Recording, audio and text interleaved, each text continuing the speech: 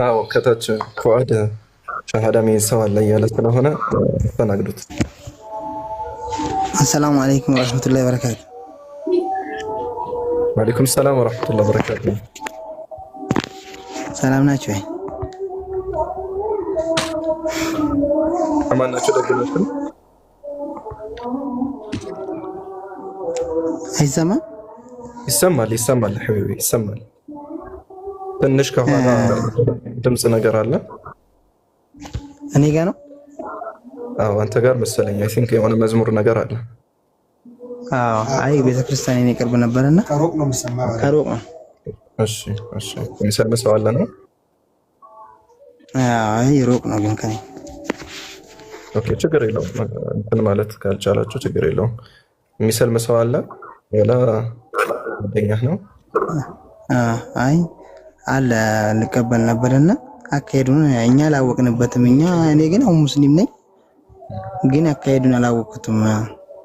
ኦኬ በቃ ይቅረብና ኢንሻአላህ እናናግረው። እሺ ያሜታ ይቅርታ አንድ ጊዜ ሚውት አድርገኝ።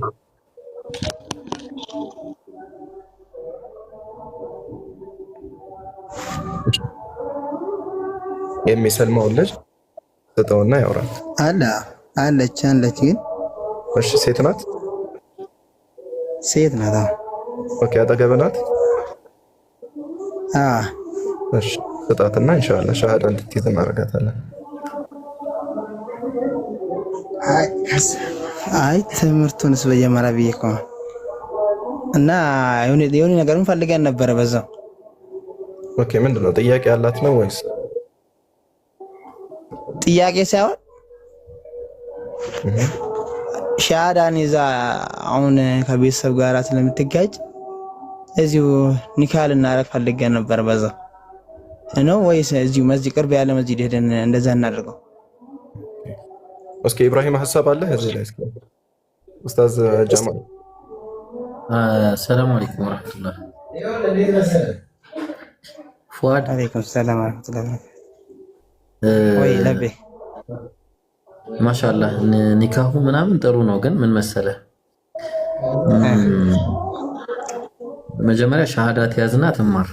እሺ እንደዛ ይሻላል ብዬ ነው። ወይስ ግዴታ መውጣት አለባት ነው ከቤት? ከቤት ማውጣለች። አሁን እኛ ጋር ነው ያለችና ቤተሰብ አለ አንተ ቤት? እህቶች እናቶች ምናምን አሉ? አሁንማ ይጣላሉ። አሁን እንደዛ አይፈልጉም። ቤተሰብ ስለማይፈልግ ግዴታ ከኛ ጋር ለማኖር እኛ ሌላ ነገር ውስጥ አንገባ። እዚሁ ኒካህ አርግተን በዚሁ የት ነው ያለው? እኔ ያለሁት አዲስ አበባ ነኝ። አዲስ አበባ። እሺ የት ሰፈር ነህ? ወይ በውስጥ አናግረንና ኮቶቤ አናግረንና እሺ በውስጥ አናግረንና እዛ አካባቢ ያለ አንድ ሼክ ካለ እሱ ጋር እንድትገናኝ እናደርጋለን። አሁን ልጅቷን ሸሃዳ እንድትይዝ አድርጋት። ከዛ በኋላ ግን ሼኹ በሚመሩት መንገድ ብትሄድ የተሻለ ነው። አይሻልም? አቡነ መይሳ እንዴት ትላላችሁ? ትክክል ሐቢቢ። እኔም ያን ሐሳብ ላቀርብልን ነበረ፣ ግን ምናልባት ከእናንተ ቢመጣ ይሻላል ብዬ ነው። ሐቢቢ እንደሰማኸው ማለት ነው። እዛ አካባቢ የምናውቀው ሰው ሊኖር ይችላል፣ አንተ ያልከው ቦታ ማለት ነው። ችግር የለውም። እዛ አካባቢ ያለ ሰው ስላለ የምናውቀው ሰው እውቀት ያለው ሰው ስላለ እዛ አካባቢ እንዲያገኛችሁ እንዲያወራችሁ እናደርጋለን። ነገር ግን ሸሃዳ መያዝ አለባት። ህይወት በሷ እጅ የለም። ከሁለት ደቂቃዎች ከሶስት ደቂቃዎች በቃ ከተወሰኑ ሰከንዶች በኋላ የሚፈጠሩት ነገራቶች ላይ ዋስትና የለን። ተግባባን አይደለም? ልንሞት እንችላለን፣ ወይንም ደግሞ ይሄን ነገር ሊፈጠር ይችላል። ስለዚህ የህይወት ዋስትና ሊሆናት የሚችለውን ሸሃዳ መያዝ አለባት። እስከዛ ድረስ ተቆይ ማለት አይደለም። ተግባባን አይደለ? እሱ የእናንተ እንትን ነው። ሲቀጥል ደግሞ ከሼኾቹ ጋር የምትፈቱት ነገር ነው። ከመሆኑ ጋር ግን እሷ ሸሃዳ መያዝ አለባት። ሙስሊም መሆን አለባት የግዴታ ማለት ነው። መጠበቅ የለባትም። ካመነችበት ልቧ በዚህ ነገር ላይ እርግጠኛ ከሆነ ሸሃዳ እንድትይዝ አድርጋት እና ከዛ በኋላ ያለውን ስቴፕ ደግሞ እዛ አካባቢ የሚኖር ሰው ስለሚኖር እንጠቁማችሁና ባለው መልኩ እንትን ትላላችሁ ማለት ትፈቱታላችሁ። እሺ ችግር የለውም። ግን ጣራንት ይዘውና ሳውን ሩአት አድርገውና ሰውነት ሻወር ገብታ ትምጣና ችግር የለውም። ከዛ በኋላ ትፈታላችሁ። ሸሃዳውን ትያዝና ከዛ በኋላ ምንም ችግር የለውም። እሺ ፎይ ችግር የለውም። ኢንሻአላህ እስቲ አይ በውስጥ ላይ እንትን ላድርግላችሁ። ኦኬ በቃ እሺ እሺ በውስጥ ላውራችሁ። እሺ እሺ ፎሎ አድርገኝና በውስጥ አውራ። ፎሎ ማድረጋችሁ ምናልባት ሙሚሳ ሁላችሁም እንትን ብንርቃውን ፏድ በደንብ አዳምጥ። ምናልባት እኛውን ማንነቱን ሳናጣራ እዚህ ኒካ ብናስር ተጠያቂነቱን ሊኖርብን ይገባል። ገብቶሃል? ኒካ ዝም ብሎ አይታሰርም፣ የራሱ የሆነ መስፈርት አለውና ለምሳሌ አሁን እንበልና ያለበት አካባቢ ማለት የሸሪዓ ፍርድ ቤት ሄዶ ካልሆነ ደግሞ ብቻ እሱ አሁን እዚህ ጋር ኒካ የማሳሰር ግዴታ የለብንም፣ ሻሃዳ እናስይዛታለን። ኒካው ግን መሆን ያለበት ከቻላችሁ በአካባቢያችሁ የምታውቀው ሸሪዓ ፍርድ ቤት ካለ እንደዛ። ምክንያቱም የሷ ካፊር ከሆነች ከሰለማች የሷ ቤተሰብ ለሷ ወኪል ሆኖ ኒካ የሚያስርላት አካል ስለማይኖር ማለት ነው። ዶክተር እንደዛ አይደል መሆን አለበት። እና እዝጋ ኡስታዞችም አሉ። ነገር ግን እኛ ሻሃዳ እናስይዛታለን። ሙስሊም ነች፣ አንተ ማግባት ትችላለህ፣ እሷን ማጋባት ትችላላችሁ። አላህ Subhanahu Wa Ta'ala እሷንም በኢማኗ ጠንካራ አላህ አድርግላት።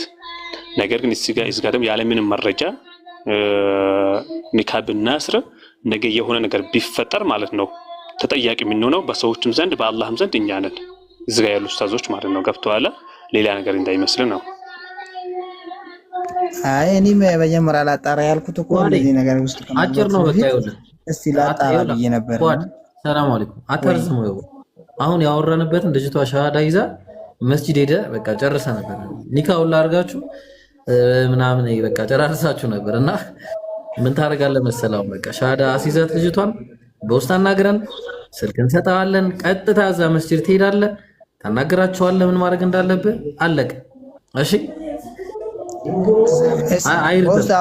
ፎሎ አድርገኝ። ፎሎ አድርጌያለሁ። እሺ መጀመሪያ ልጅቷን ሻሃዳ አስይዛት፣ እሱ ነው የሚቀድመው።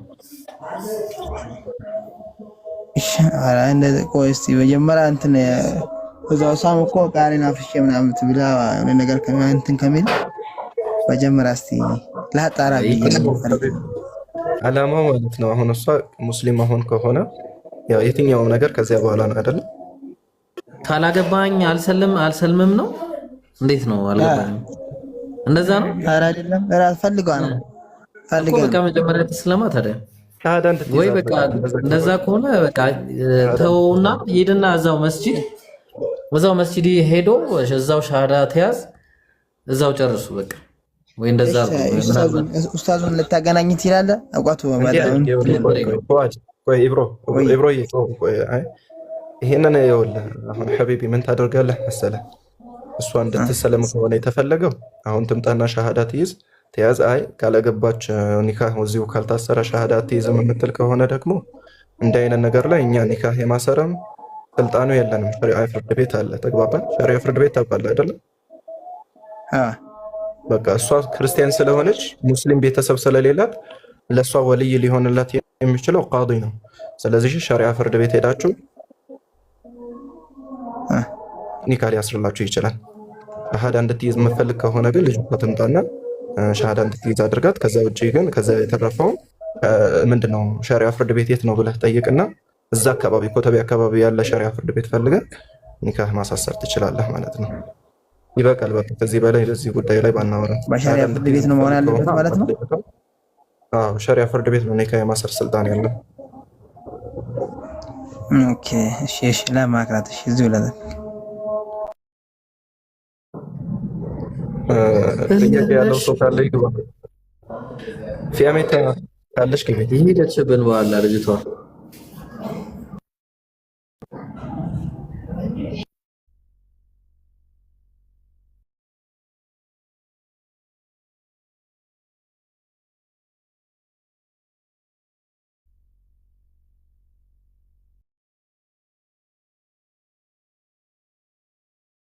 እስኪ ሼር አድርጉላት ለፊያሜታ ጋይስ፣ የምታውቋት ካላችሁ። በጣም መማር የምትፈልግ ልጅ ነበረች። ሀቂቀተን መሄድ አልነበረባትም።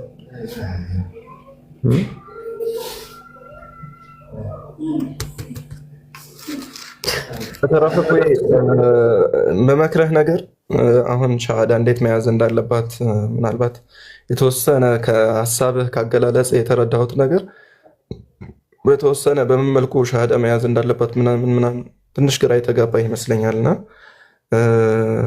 ያው ሙስሊም ሲባል እንግዲህ ኖርማሊ ዝም ብሎ በወርስ ሳይሆን እውቀት መኖር አለበት። ተግባባን? እንዴት ነው አንድ ሰው ሙስሊም መሆን የሚችለው? እንዴት ነው አንድ ሰው ከእስልምና ሊወጣ የሚችለው? እስልምና ሊያፈርሱ የሚችሉ ነገራቶች ምን ምንድን ናቸው? ይሄ መሰረታዊ የሆነ እውቀት ነውና መቅራት መማር አለብህ። የሚያስተምርህ ካጣህ ደግሞ ኦንላይን የሚመችህ ከሆነ ብዙ ወንድሞች አሉ የሚያስተምሩ። ስለዚህ መማር አለብህ። እሺ፣ በደንብ አድርገህ እውቀት መሸመት አለብህ። ሙስሊም ማለት በሁሉም ነገር ንቁ ብቁ ነው። ስለዚህ ሙስሊም እስከሆንክ ድረስ ደግሞ እስልምናን የሚያፈርስ ነገር፣ እስልምናን የሚንድ ነገር፣ ስለ እስልምና ህግጋቶች በአንተ ላይ ማወቅ ግዴታ ነው።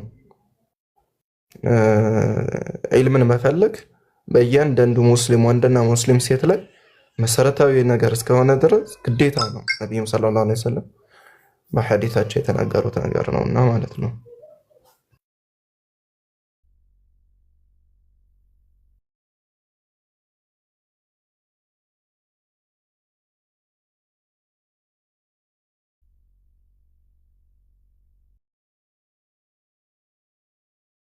እሺ ጥያቄ ያለውን እንዴት ነው አሁን? እሺ ጥያቄ ያላችሁ አላችሁ?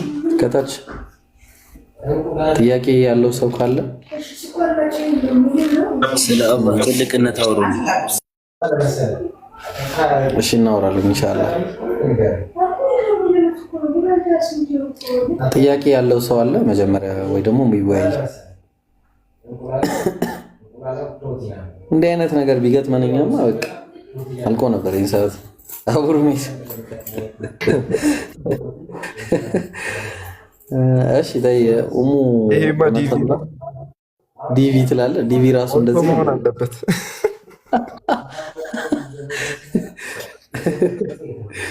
ሳቢር ራሱ ሙኬ ምናምን አለቀለ በቃ። መክሊትን አስገባት መጣለች።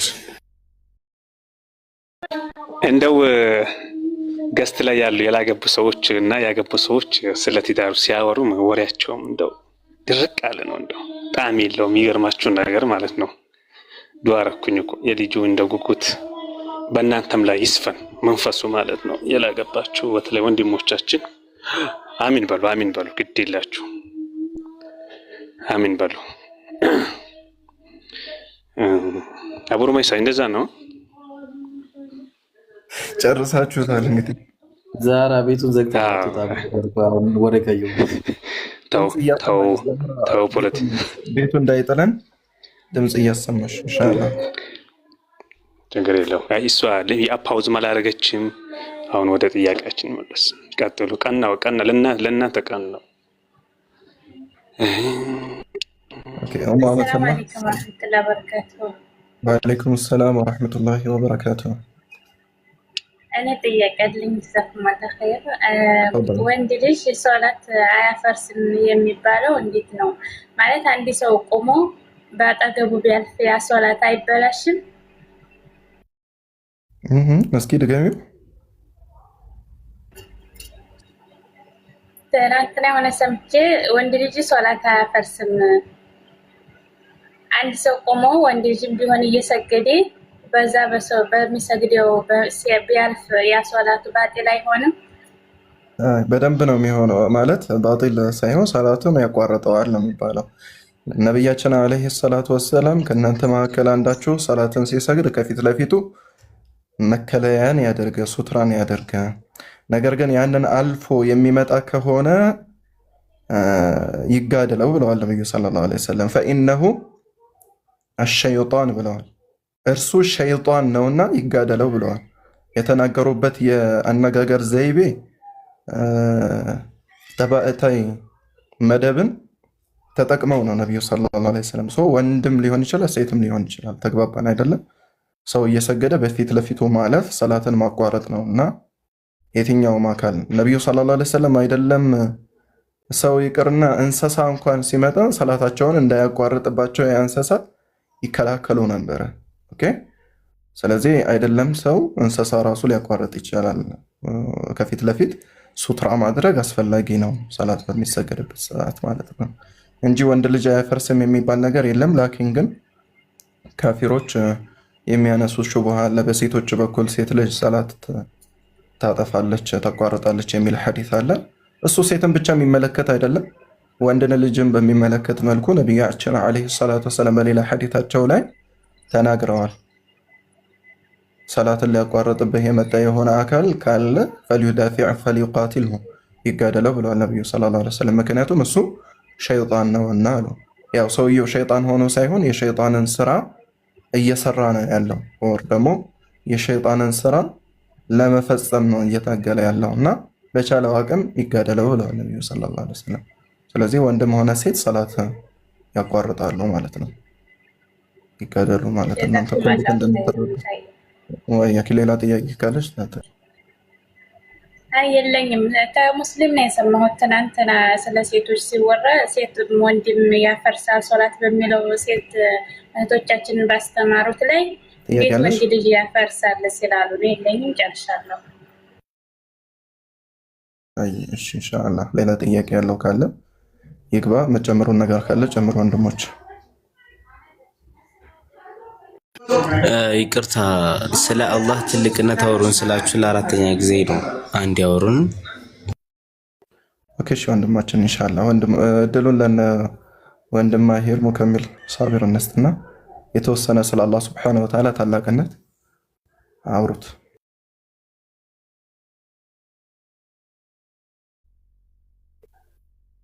ሙኬ ማሂር ሳቢር አላችሁ?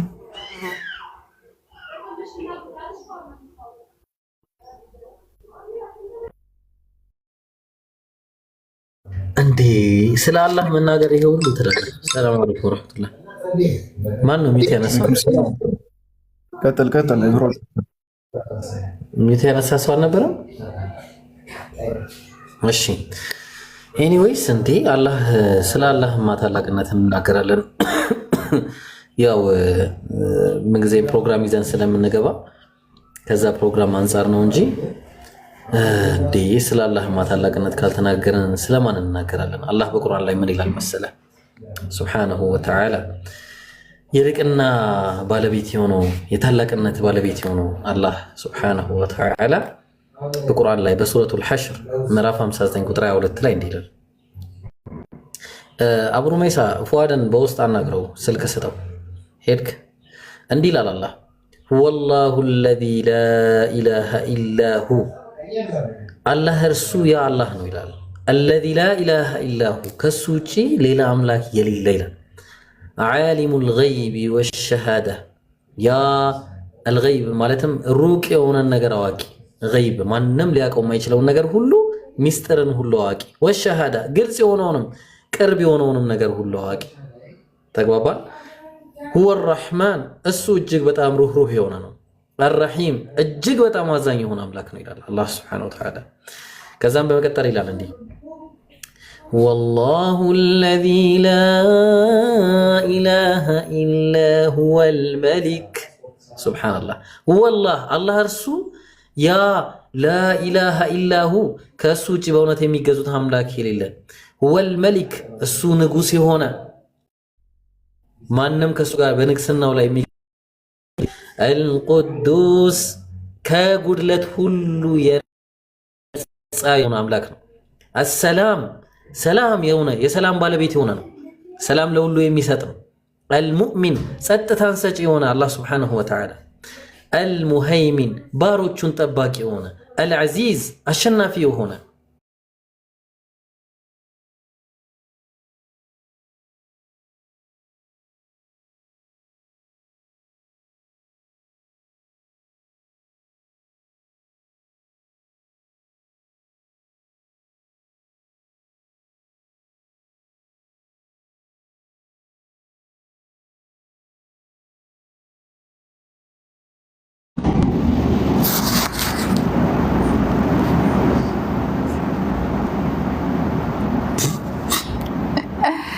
ተከስቶ ነው በረቢ። አላሁ አክበር። አፉ በሉኝ።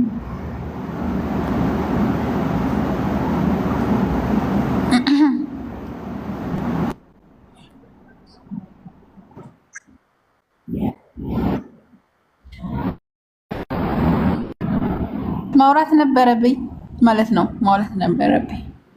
ሰላሙ አለይኩም ወራህመቱላህ። ወአለይኩም ሰላም ወራህመቱላሂ ወበረካቱ። ድምፅ አሰሚ እያለሽ ነበር እኮ ላሰማሽ። ድምፅ ከለከለ። ኢብራሂም የት ሄደ? ወጣ እንዴ? ላክ ኢብራሂም ሙካሚል አቡ ረመይሳ ላኩ። ቀጥል ሰብሊ። ኸይር እሺ፣ ለቀጥልለት። ኢብሮ የለም? ኢብሮ ካለ ግባ፣ ከሌለ ኢንሻአላህ ቀጥል። ኢብራሂምን ይመጣል። ቀጥል ሳቢሩ ይመጣል። ኢብራሂም ሌላ ቤት ነው እንዲያስገባው።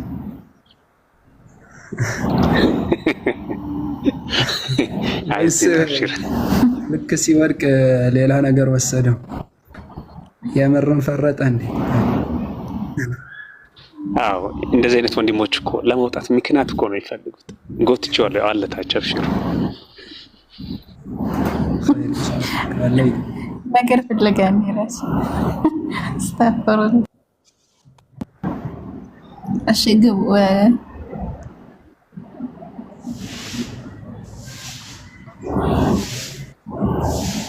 ሶሪ ማሰማት ነበረብኝ ድምጼን፣ እንደዛ ነገር መሰለኝ። አፉ በልክ ጨርስና ከዛ ሷቢር ይቀጥልልህ እና ግባ።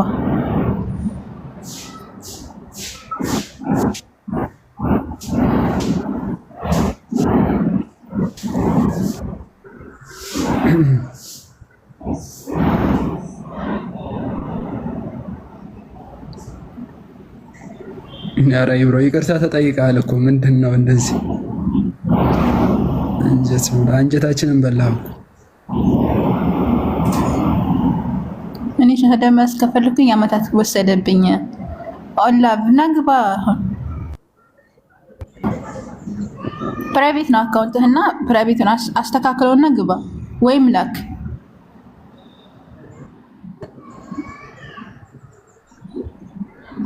በቃ እንትን አልተመቸውም መሰለኝ። ኢብራሂም ቀጥል። ሷቢር ኸይር።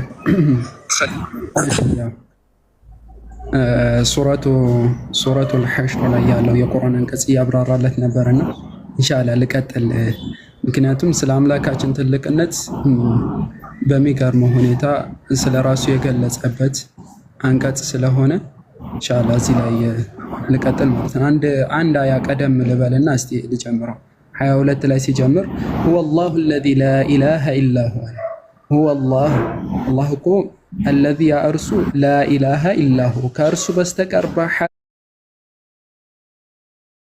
የሚመለክ የሌለ የሆነው አለ።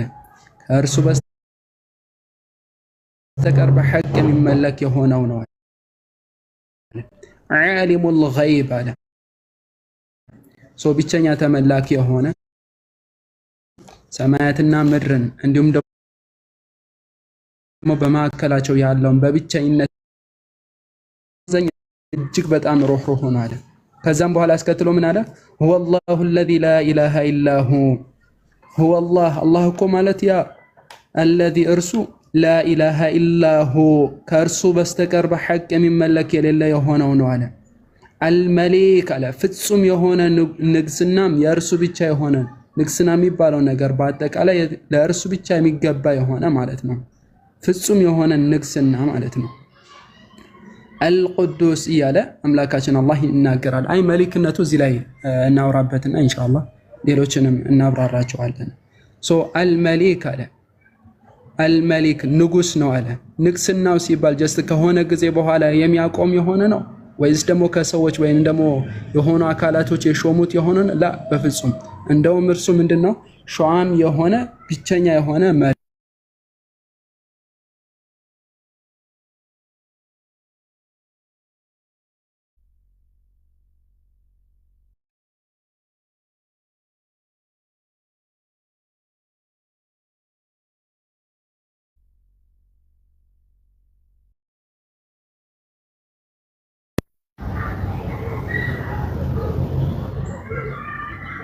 አፎን ተመልሻለሁ። አዎ ኸይር። ንግስና ሁሉ ለእርሱ የሆነ ነው አለ። የትኛው እቺ የምድር ንግስና ላይ አይደለም። የሰማያትና የምድር ንግስና በአጠቃላይ ለእርሱ ብቻ ነው እያለ ይናገራል። ዛሬ ብቻ አይደለም፣ በየውመል ቂያማ ጊዜ ሰዎች ሞተው በሚቀሰቀሱበት ቀን ራሱ በብቸኝነት የሚገዛው በብቸኝነት ፍርድን ፍትህን እንትን የሚለው እርሱ ነው። የእርሱ ንግስና ፍጹማዊ የሆነ አልመሊክ አል የምትለው መጀመሪያ ላይ ያለችው ራሱ የሚያመለክተው ራሱ ፍጹም የሆነን ንግስናን የሚያሳይ ነው ማለት ነው። ሱብሃንአላህ በንግስናው ላይ የሚደረደረው የሆነ ወይም ደግሞ ንግስናውን የሚጋራው የሆነ ሌላ አካል የሌለ የሆነ አምላክ ነው ያቻር። ስለዚህ እንደውም ትመለከታላችሁ አንዳንዶቻቸው በምድር ላይ ያሉት ጀስት ንጉስ ነን የሚሉ የሆኑ አካላቶች ጀስት አምላክ ነን ብለው እስከሊሉ ይችላሉ። ግን አምላካችን አላህ እንደነርሱ አለ። ለምሳሌ ነቢዩላህ ሙሴ የተላከበትን ፊርዓውንን መመልከት ትችላላችሁ። እኔ አምላክ ነኝ እኔ ንጉስ ነኝ ብሎ ነበር። ወላኪን የእርሱ ንግስና ግን ጀስት በምድር ላይ ለተወሰነች ጊዜ የነበረች ነች። ዘለቄታ ያልነበረው ነበረ ማለት ነው። አምላካችን አላህ እርሱን ምን አደረገው? ጀስት አምላክነቱን ቀርሶ ጀስት አሁን ላይ ከነ እንዳይታወስ አድርጎ ራሱን ያጠፋው ማለት ነው። የአምላካችን የአላህ ግን ሰማያትና ምድርን የፈጠረው የሆነን አምላክ ንግስናን ስትመለከቱ ፍጹም የሆነ ማንም ሊሽረው ማንም ምንድነው ሊሾመው ማንም ሊሽረው የማይችል የሆነ ንግስና ነው ማለት ነው። በነገራችን ላይ በንግስናው ላይ ስትመለከቱ ጀስት ለምሳሌ አንድ ንጉስ አለ እንበል። አንድ ኤግዛምፕል ይሄንን እንውሰድና የአንድ ሀገር ንጉስ ስትመለከቱ ሰራዊቶች ይኖሩታል፣ ጠባቂዎች ይኖሩታል እና እነዛን ሰራዊቶች እነዛን ጠባቂዎቹ ቢያምጹት የእርሱ ንግስና ኦልሬዲ በቃ ያበቃለታል። ሱብሃንአላህ የአምላካችን አላህስ ንግስናው ሰዎች በአጠቃላይ ቢክዱ በአጠቃላይ አላህን ሰውም ጅኑንም ፍጥረታቱን በአጠቃላይ አላህን እንጎዳለን አላህን ከንግስናው እናወርዳለን ብለው ቢቃጡ ቢሞክሩ አምላካችን አላህን ፍጹም እንደው ቢያምጹበት ማለት ነው በአንድ ልብ ሆኖ ተስማምቶ አምላካችን አላህን ንግስና ከንግስናው ላይ ቅንጣት ታክል የሚቀንስበት ነገር የለም። ቅንጣት ታክል ነገር ነብዩ ሰለላሁ ዐለይሂ ወሰለም ሲናገሩ ምን አለ? ሁላችሁም ተሰብስባችሁ አሉ ሰውም ሆናችሁ ሰዎቻችሁም ጅኖቻችሁም በአጠቃላይ ተሰብስባችሁ አላህን እንጎዳለን ብላችሁ በአንድ ልብ ሆናችሁ ብታምጹት አላህን በፍጹም አትጎዱትም። አላህን በፍጹም ምንድነው ከክብር ከንግስናው ላይ ምንም የምትቀንሱት ነገር የለም ያለኝ ብለው ይናገራሉ ማለት ነው። እንደውም አላህን እንጠቅመዋለን ብላችሁ ሁላችሁም ተነጋግራችሁ አላህን እንጠቅመዋለን ብላችሁ በአንድ ልብ አንድ ሆናችሁ ሰዎቻችሁም ጅኖቻችሁም እኮ ነው የሚሉት ሰዎቻችሁም ጅኖቻችሁ አላህን እንጠቅመዋለን ይሄን እናድርግ ብላችሁ ብትሉ አላህ የምትጠቅሙት ነገር የለም ያቻው። ስለዚህ የአምላካችን የአላህ ንግስና ፍጹማዊ የሆነ ነው ማለት ነው። ሱብሃንአላህ ሰዎች ጀስት ታላቅነቱ እስከዚህ ድረስ ነው።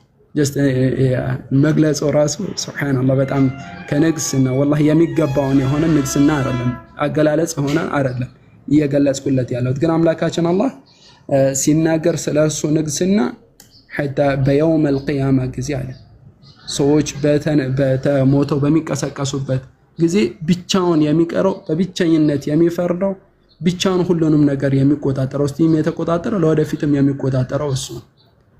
እዚህ የቁርአን አንቀጽ ላይ ምን አለ?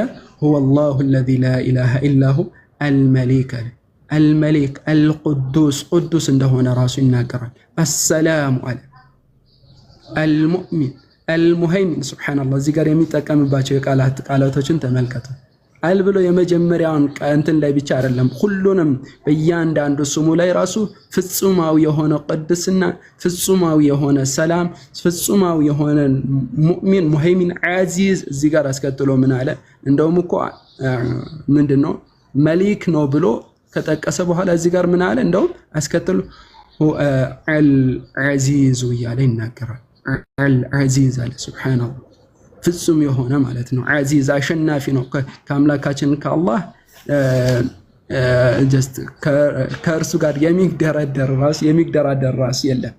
በብቸኝነት ነው የሚመለከው። هو الله الذي لا اله الا هو አያችሁ هو الله الذي لا إله إلا هو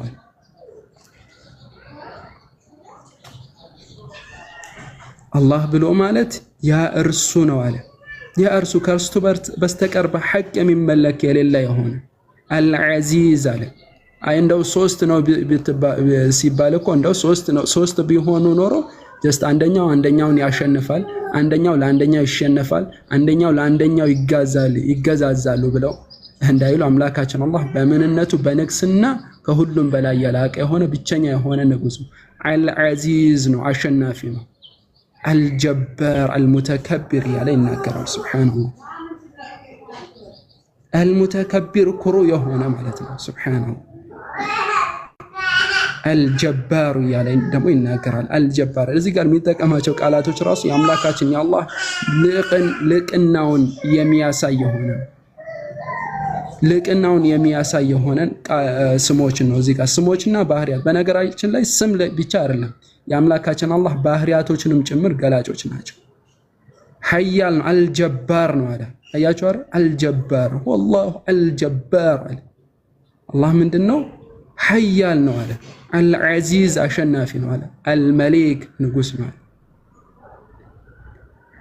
አስከትሎ ምን አለ هو الله الذي لا هو الله الخالق البارئ المصور له الاسماء الحسنى هو الله الله እኮ ማለት ያ እርሱ ነው ምን አለ الخالق ሁሉንም ነገር የፈጠረ ሁሉንም ነገር ያስገኘ የሆነ ነው አለ ሁሉንም ነገር ያስገኘ ሆነ በሰማያትና በምድር እንዲሁም ከእርሱ ውጪ ያሉትን ነገራቶች በአጠቃላይ ያስገኛቸው በብቸኝነት አስገኘ ነው በአይናችን የምናያቸው የማናያቸው በአይምሮአችን ኢማጂን ወደ ነፍሶቻችን እንመልከትና ሱብሃንአላህ የሰውነታችን አፈጣጠር እንመልከተው እንደው በማይክሮስኮፕ ሲታይ ደግሞ አስቡት ሱብሃንአላህ የሰው ልጅ ደም ስሮቹን ራሱ ተመልከቱ والله ወደ ነፍሳችን ወደ ራሳችን ስንመለከት ማለት እና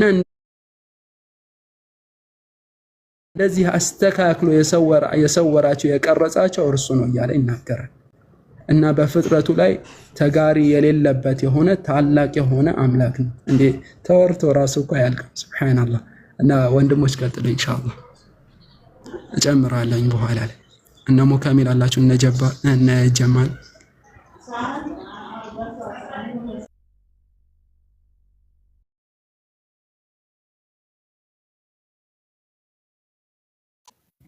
ቀጥሉ ኡስታዝ ጀማል ካላችሁ እኔ ትንሽ አይመቸኝም ሐሳቤን እቀጥላለሁ እንቀጥሉ እስከዛ ድረስ ዘህሩ ካላችሁ አብርሃም ምን አናግሩት መጀመሪያ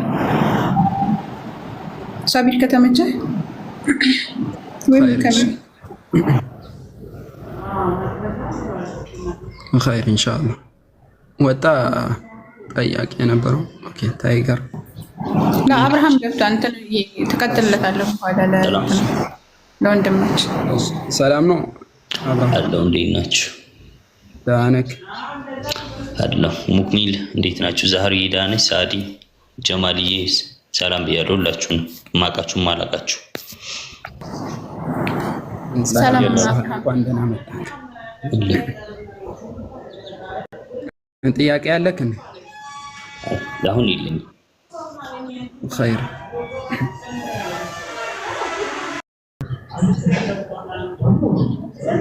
እሺ له الاسماء الحسنى አለ ያው الاسماء الحسنى ለእርሱ ያማሩ የሆኑ ስሞች አሉት እያለ ይናገራል እነዚህ ቅድም ላይ የጠራናቸው ራሱ እዚህ ጋር ራሱ ብዙ ስሞችን ጠቅሷል አይደል هو الملك እያለ ከጀመረበት ቦታ ላይ ጀምሮ ማለት ነው والله الذي لا اله الا هو الملك القدوس السلام المؤمن المهيمن العزيز الجبار المتكبر እያለ የጠራቸው እነዚህ ሁሉ የአምላካችን አላህ ስሞቹና ባህሪያቶቹን የሚገልጹ ናቸው እዚህ ጋር ሁሉንም የምትመለከታቸው ስሞቹ ባህሪውን የሚገልጹ ናቸው አምላካችን አላህ ፍጹም ታላቅ እንደሆነ በልቅና ላይ ትንሽ ነው የሚባል ነገር ተገዢ ነው ታዛዥ ነው የሚባል ነገር እንደሌለበት የሚያሳዩ የሆኑ ስሞችና ባህሪያቶች ናቸው ማለት ነው ምን አለ يسبح له ما في السماوات والارض يسبح له ያጠሩታል ወደ እርሱ ያጠራሉ አለ له ما في السماوات والارض በሰማያትና በምድር ያሉትን በአጠቃላይ ማለት ነው አምላካችን አላህ ምንድነው حتى ከተፈጠሩ ሰዓት ጀምሮ እስከ يوم القيامه ጊዜ ድረስ አምላካችን አላህን በማጥራት ላይ ያሉ ከሱጁድ ላይ ቀና የማይሉ የሆኑ መላኢካዎች እንዳሉ ነብዩ ሰለላሁ ዐለይሂ ወሰለም ተናግረዋል። ሱብሃንአላህ። ይህ ሁሉ ከምኑ ነው? ከልቅናው የመነጨ ነው ማለት ነው። ከልቅና የመነጨ ነው። ስለዚህ አምላካችን አላህ ፍጥረታቱን በአጠቃላይ የሚያጠሩት የሆነ በሌላ የቁርአን አንቀጽ ላይ ሱረቱል ሐጅ ላይ አይ ቲንክ ካልተሳሳይን ቁጥር 18 አካባቢ يسبح والقمر والشمس والقمر والنجوم والشجر والدواب وكثير من الناس يالينا قرا اياچو رب سبحانه لኛ የማንመለከታቸው የሆኑ حتى አምላካችን አላህ ላይ በአምላካችን አላህን የሚያጠሩት ብዙ ፍጥረታቶች እንዳሉ ራሱ እንረዳለን። والشجر ዛፎች እንኳን ሳይቀሩ የሚያጠሩት የሆነ አምላክ ነው ማለት ነው። ሱብሃንአላህ። ይህ ሁሉ ለምንድን ነው? ጀስት ከልቅናው የመነጨ ነው ማለት ነው። ከልቅናው የመነጨ ነው። አምላካችን አላህ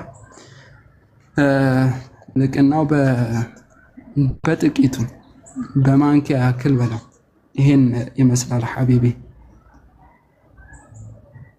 እስካሁን ያወራን አንድ የቁርአን አንቀጽ ላይ ብቻ ነው በነገራችን ላይ።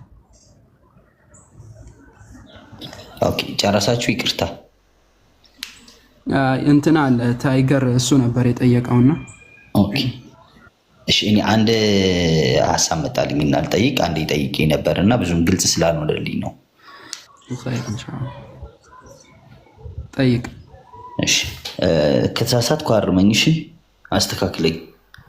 እሺ ኢንሻአላህ። አይ እኔ ከተሳሳትኩ ትክክል ካልሆንኩ ጥያቄ ትክክል አይደለህም በለኝ፣ አስቁመኝ ብዙ ሳልሄድ ማለት ነው።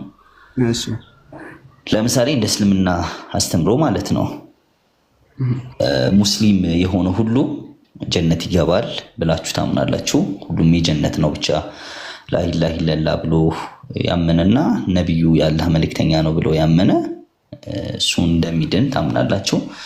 ግን ደግሞ ከተሳሳትኩ አርመኝ፣ ጀሃነም የሚገባ ሙስሊም አለ አይደል? አዎ አለ። ኦኬ ስንት ዓመት ይገባል? خير وعليكم السلام ورحمة الله وبركاته أستاذ ስንት ዓመት والله أعلم በቁጥር እንደዚህ እንዲህን አክል ዓመት ነው ምናምን የተባለ ነገር የለም። ወላኪን እንደየ ጥፋቱ ሊለያይ ይችላል። ይሄን አክል ዓመት ነው የሚባል ነገር የለም። ሲቀጥል ደግሞ ጀስት እኛ የምናውቀው የአዱንያው ዓለምና አኺራ ላይ ያለው አቆጣጠር የተለየ ነው። ይሄን አክል ጊዜ ነው የሚባል ነገር ማውቀው ነገር የለም። ምን ነው እሺ የሚገባው ጀሃነም? ምን ነው የሚገባው? ምን ነው? ኦኬ እሺ ምናልባት ጥያቄ እስቲ በደንብ ግልጽ አድርገውና ኢንሻአላህ አድሬስ አላደረኩት። እኮ እንደዛ በዛው ብትመልስልኝ ደስ ይለኛል። ወአለይኩም ሰላም ወራህመቱላሂ ወበረካቱ። ከተሳሳትኩ አርመኝ፣ እሺ ያው ጥያቄም ትክክል ካልሆነ አስተካክለኝ። አይ ጥያቄ ችግር የለውም። ያው እንዳልከው ሙስሊም ጀነት ነው የሚገባው፣ ለዘላለም መኖሪያው ገነት ነው ሙስሊም ሆኖ የሞተ ሰው። ነገር ግን ያው እንደ ሰዎች እዚህ ዓለም ስንኖር እናጠፋለን፣ እንሳሳታለን። ከኃጢአታችን ደግሞ ተውባ የሚባል ነገር አለ፣ ንስሐ ማለት ነው። ንስሐ መግባት አለብን በመሰራቸው ኃጢአቶች ማለት ነው። ነገር ግን ንስሐ ሳያደርግ ወደ ፈጣሪው ሳይመለስ ኃጢአቱን ተሸክሞ ከሞተ አንድ ሰው ሊቀጣም ይችላል፣ ሊማርም ይችላል እንደ ሁኔታው። መጀመሪያ ስራው ነው የሚመዘነው። መልካም ስራውና ጥፋቱ ሚዛን ላይ ይመዘናል። ጥሩ ስራው ካመዘነ ወደ ጀነት ይሄዳል ማለት ነው። መጥፎ ስራው ጥሩ ስራውን ካመዘነበት ወደ ጀነት ይገባል።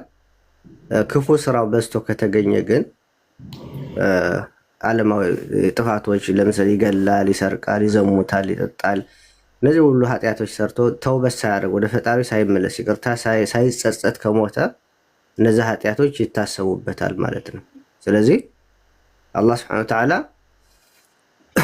ሊቀጣው ከፈለገ ይቀጣዋል ማለት ነው።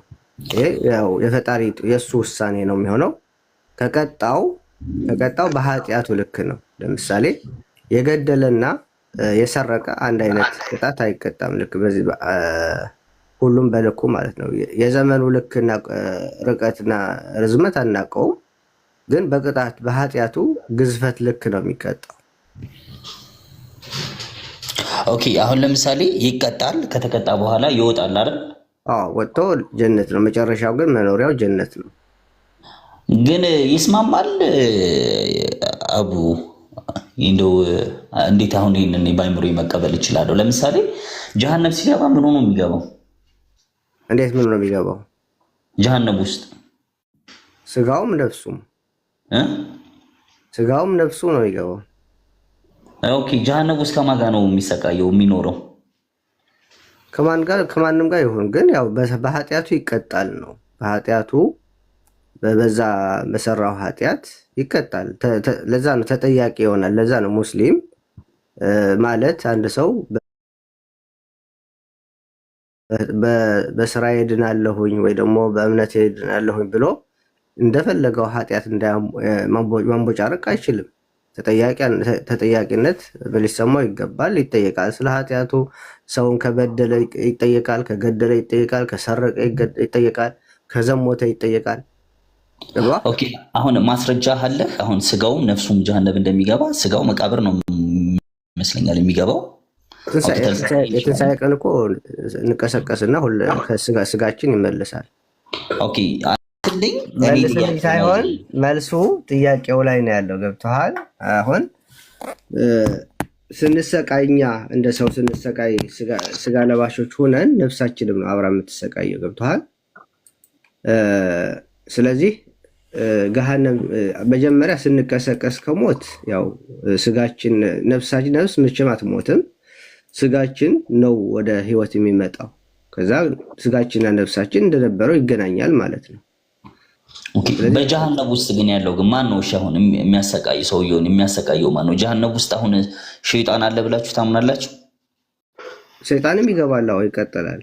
ኦኬ ይሄም ሙስሊም የሆነው ሰውዬ ከሸይጣን ጋር አንድ ላይ ሆኖ ነው የሚቃጠለው? በቅጣቱ በኃጢአቱ ይቀጣል። ከሸይጣን ጋር ነው ከምን ጋር ነው የሚባል ነገር የለም፣ ግን በኃጢአቱ ይቀጣል ነው። ሁሉም ጀሃነም እንትን አለው፣ ደረጃዎች አሏት። የጀሃነም ደረጃዎች አሏት። እያንዳንዱ ሰው በኃጢአቱ ልክ የሚገባበት ማለት ነው። አሁን ለምሳሌ ሁሉም ጀሃነም የሚገባበት ውስጥ ሸይጣን አለ? ዊዶን ነው። አሁን ለምሳሌ አማኞች ሆነው ያጠፉ ሰዎች የሚገቡበት የጀሃነም ደረጃ እና የአማኝ ሆኖ የሚገባበት የጀሃነም ደረጃ አንድ አይነት አይደለም። ይቅርታ እዚህ ኮሜንት እያየሁ ነው። ይቅርታ አይ ጥያቄ ራሱ ጠፋብኝ። ቆይ ለምሳሌ ያ ሰውዬ አሁን ጀሃነም ገብቶ ማለት ነው በጀሃነም ውስጥ በጣም ሲሰቃይ የተሰቃየ ልክ እያለ ወደዛው ደግሞ ወደ ጀነት ይገባልና እንዴት ሊለምዶ ይችላል ጀነት ውስጥ ያለውን ነገር? አንደኛ ስለ የዚህ ዓለም አመለካከትና ከሞት በኋላ ያለው ሁኔታ አንድ አይነት አይደለም። ሐታ ማነጻጸር ራሱ አይቻልም። ገብቶሃል? አሁን ለምሳሌ የውመል ቂያማ ነቢያችን ሰለላሁ ዐለይሂ ወሰለም ምን ይላሉ? ትንሣኤ ምድር ላይ ስንሆን ፀሐይ በጣም ትቀርባለች። የሆነ አንድ ማይል የሚያህል ነው በጣም ቅርብ የምትሆነው እና ሰው በላበት ይጥለቀለቃል፣ ግን አይቀልጥም፣ አይሞትም። በላበት ይጥለቀለቃ እንጂ እንደዛ ከመቅረቧ ጋር ፀሐይ አይቀልጥም ወይም አይሞትም። ለምን? ከሞት በኋላ ያለው ሁኔታ ከዚህ ዓለም ያለው ሁኔታ ጋር አይነጻጸርም። የዚህ ዓለም ፀሐይ ካለችበት ትንሽ ዝቅ ካለች አለቀለን፣ እንቃጠላለን። ግን በዛ ዓለም ግን ፀሐይ ራሱ በጣም ቀርባ በጣም ከጭንቅላታችን በላይ ሆና ራሱ ከማላበት ባሻገር ሌላ ጉዳት አታደርስብን። ለምን? እንደዚሁም ደግሞ ጀሃነም ውስጥ ተገብቶ ደግሞ ሞት የለም። እንዴት ሰው እሳት ላይ ሆነ እየተቃጠለ እንዴት አይሞትም? ስለዚህ የዛኛው ዓለም ላይ እዚህ ዓለም ኢማጂን አይደረግም ማለት ኢማጂን አድርገህ የምትደርስበት ነገር አይደለም። በጣም ይለያያል። አንድ ሁለተኛ ነገር ደግሞ ነቢያችን ሰለላሁ ዐለይሂ ወሰለም እንደ ምሳሌ ነገሩን የውመል ቂያማ በትንሣኤ ቀን በዚህ ዓለም በጣም የተጎሳቆለ ህይወት ኑሮ አንድ ሰው ግን ደግ ሰው ነበር፣ ግን እዚህ ዓለም ምንም አይነት ስጋዊ ደስታ አላገኘም። በድህነት በሰቆቃን ያሳለፈው። የውመል ቂያማ አላህ ሱብሓነሁ ወተዓላ ጀነት ውስጥ ምንም ለአንድ ሰከንድ ለአንድ አፍታ የምትሆን አስገብቶ ያስወጣዋል። ከዛ በኋላ በህይወትህ ከተወለድክ ጀምሮ በአንተ ችግር ደርሶብህ ያውቃል? ሰቆቃ ደርሶብህ ያውቃል? እንደው ተቸግረህ ታውቃለህ ወይ ይለዋል። እረ በህይወቴ ምንም ችግርም አይቻል አቅም ሰቆቃም አልፎብኝ አያውቅም ብሎ ወዲያውኑ ያቺ ጀነት ውስጥ ገብቶ የወጣትን ቅጽበት ያሳለፈው በጣም አስቸጋሪ ህይወት ሁሉ እንዲረሳ ነው ያደረገው። እና ጀነት ያን ያህል ናት። የገባባት ሰው በህይወቱ ምንም አይነት ችግር ደርሶበት እስከማይመስለው ድረስ ወዲያውኑ እንትን ይረሳል፣ ታስረሳዋለች። ያላት ጸጋና በውስጡ ያለው መልካም ነገር እስከዛ ደረጃ ነው። እና የራሱ በትንሹ ምሳሌ ያላህ ይሰጠናል። በምድር ላይ ሆነን እኛ የሆነ ጊዜ በድህነት በችግር አሳልፈን የሆነ ነገር ጸጋ ስናገኝና ሲመቻችልን እርስት አድርገን ምናልባት ድሆችን ምንንቅበትና በድሆች ምንጨክንበት አጋጣሚዎች አሉ። ልክ የነበርንበትን ረስተን ማለት እና የሰው ልጅ ረሺ ነው። እንኳንስ ጀነት ቀርቶ እዚች ዓለም ላይ ሆነ አይን ባይን እዚሁ ለዚሁ ራሱ እንረሳለን ነገሮች እና ሲገባ በደንብ አድርጎ ይረሳዋል የጀሃነም ህይወት። ኦኬ ጀነት ኮይ ሲገባ ይረሳዋል። ኦፍኮርስ ስቃዩ አያስታውሰውም። ኦኬ ምንድነው አሁን ማረጋገጫው ነገር? አሁን ለምሳሌ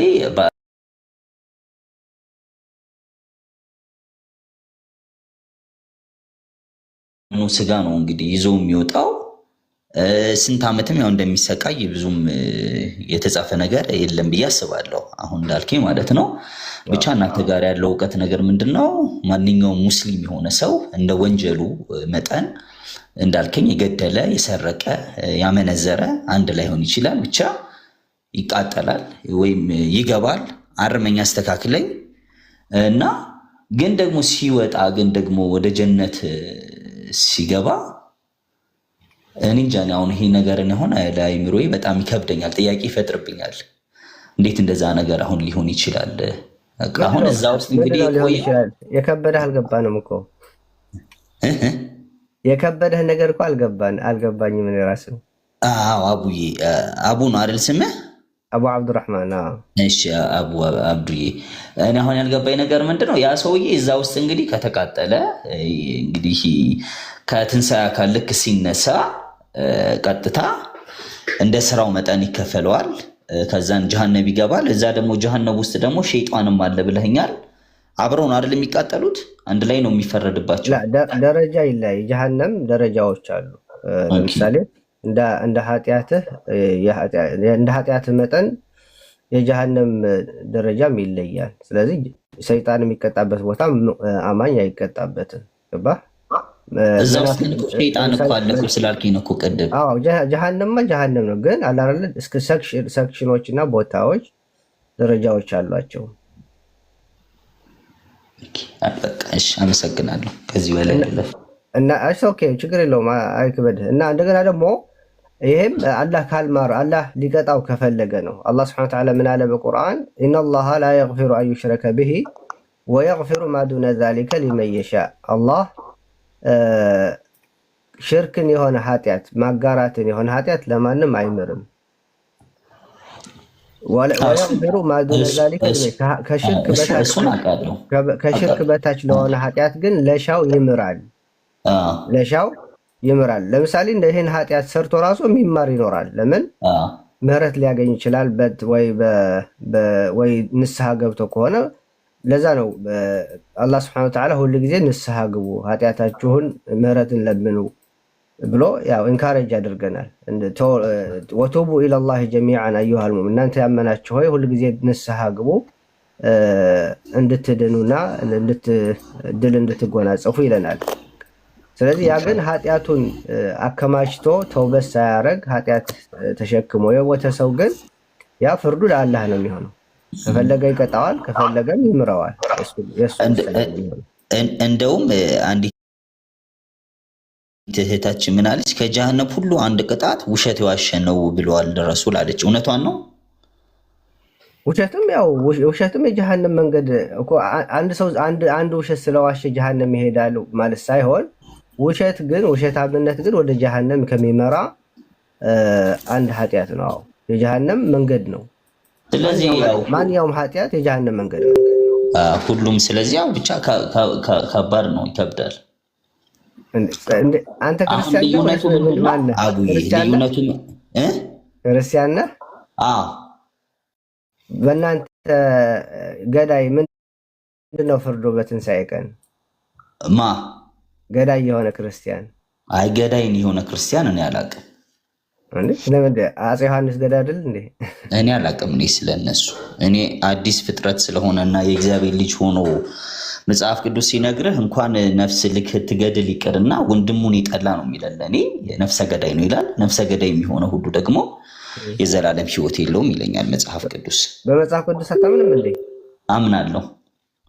ታዲያ ሙሴን እግዚአብሔር ሄድና አማልቆችና ህፃናቶቹ ሚስቶቻቸው ሴቶቹም ግደል ሲል እሱ ብሉይ ኪዳን ላይ ነው። እግዚአብሔር አይደለም ያዘዘው? ታዲያ እኔን አዲስ ኪዳን ላይ ጠይቀኝ። እግዚአብሔር አይደለም እንደዛ ያዘዘው? እግዚአብሔር ነው የሰጠው፣ ግን ያንን ደግሞ ትእዛዝ የሰጠው ደግሞ ለእስራኤል ነው። እኔ ደግሞ አሕዛብ ነኝ። አልገባኝም። እግዚአብሔር እዛ ያለው እግዚአብሔር ከዚህ ያለው እግዚአብሔር ይለያል ማለት ነው ወይስ? አይለያይም፣ አንድ ነው። ኪዳኑ ነው የሚለያየው። ለእኔ የሰጠኝ ኪዳን አለ። ለምሳሌ አዲስ ኪዳን ላይ ገብተህ ስታይ ጠላትህን ጠላ ወዳጅህን ውደድ እንደተባለ ሰምታችኋል። እኔ ግን እላችኋለሁ በሰማይ ላለ አባታችሁ ልጆች ትሆኑ ዘንድ ጠላቶቻችሁን ውደዱ፣ የሚያሳድዷችሁን ጸልዩላችሁ፣ የሚረግሟችሁን መርቁ፣ ክፉ ለሚያደርጉባችሁ መልካም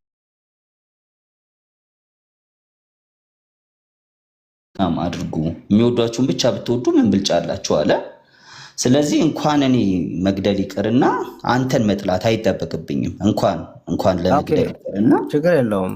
ጥሩ ነው መውደድ ጥሩ ነው። ግን ከመጽሐፉ ጋር ተዛማጅ የሆነ ኧረ ከዚህ በላይ አለ ብሉይ ኪዳን ላይ የተጻፈ ከዚህ በላይ የሚዘገን የሚሰቀጥጥ ነገር አለ። ኢየሱስ ለምሳሌ እኔ ሰላም ይዤ የመጣሁ እንዳይመስላችሁ በጦርነት ነው ሰይፍ ነው ይዤ የመጣሁት ብሏል። ምን ማለት ነው? ለማን ነው ሰይፍ ያመጣው? ሰይፍ ያመጣው ለእኛ ነው። እኛ ነን የምንገደለው። ማን? እናንተ አማኞች? እንዴት? እናትን ከአባት አባትን ከልጅ ልጅን ከምራቷ ልለያይ መጥቻለሁ። ሰላምን የመጣው የሰላምን ለማምጣት የመጣው ይመስላችሁ አለ። በክርስቶስ በኩል የሚመጣብኝ መከራን ነው እዚህ ጋር የሚያሳየኝ። ይሄም እንግዲህ የሚታይ ነገር ነው። ሰዎች ስለ ክርስቶስ ሰይፍማ ለምን እንደሚያመጣ እኮ በሌላም ገልጾታል እንዴ። እነዛ በእነሱ ላይ ልነግስባቸው የማይፈልጉ ሰዎች አምጡና ከስር ያረዳቸው ይሌለ እንዴ። ኢየሱስ አይደለም እንደዚህ ያለው፣ ሙሉን አውዱ ነው። ኢየሱስማ ነው በምሳሌ ነው። ንጉሱ ነው ያንን የተናገረው። አብዱዬ እኮ እሱ እኮ ነው ንጉስ አይደለም እንደ ኢየሱስ ንጉሱ ነው። አዎ ኢየሱስ ንጉስ ነው አይደለም? ኢየሱስ ንጉስ ነው፣ ግን እሱ አይደለም ያንን ነገር ያለው። በምሳሌ ነው የተናገረው። ስለ ራሱ እኮ ነው የተናገረው፣ ስለ ራሱ አይደለም የተናገረው ያለው። እና ኤኒዌይ የብሉይ ኪዳን እና የአዲስ ኪዳን አምላክ ሁለት ናቸው፣ የተለያዩ ናቸው እያልከኝ ነው። እንግዲህ ከሆኑ ችግር የለውም። እኔ ሁለት ናቸው ያላልኩም። አሁን መጽሐፍ ቅዱስን እኛ በጣም ምንስተው ምን መሰለህ አብዱዬ፣ እኛም ክርስቲያኖችም ትንሽ ቢዥ የሚልብን ነገር ምንድነው የሆነ ነገር ነበረ። በእናትህ ሶስት ወገኖች የሚባል ነገር አለ። አንደኛ መጽሐፍ ቅዱስ ስታይ እስራኤል አለ፣ አሕዛብ አለ። አሁን ላይ ደግሞ የክርስቶስ ቤተክርስቲያን አለች። ገብቶሃል አይደል? ለእስራኤል የተሰጣት ሕግ አለች። አሕዛብ ደግሞ እግዚአብሔርን የማያውቁ ናቸው። አሁን ደግሞ አዲስ ኪዳን ላይ ስትመጣ ደግሞ ቤተክርስቲያን የምትባል አለች። በክርስቶስ የተገኘች በክርስቶስ የተወለደች ቤተክርስቲያን አለች። ለዛ ደግሞ ቤተክርስቲያን ደግሞ የተሰጣት ትእዛዝ አለ። ለዚህ ነው ጳውሎስ ሲናገር ምን ያለ ሲሰርቡን እንመርቃለን አለ።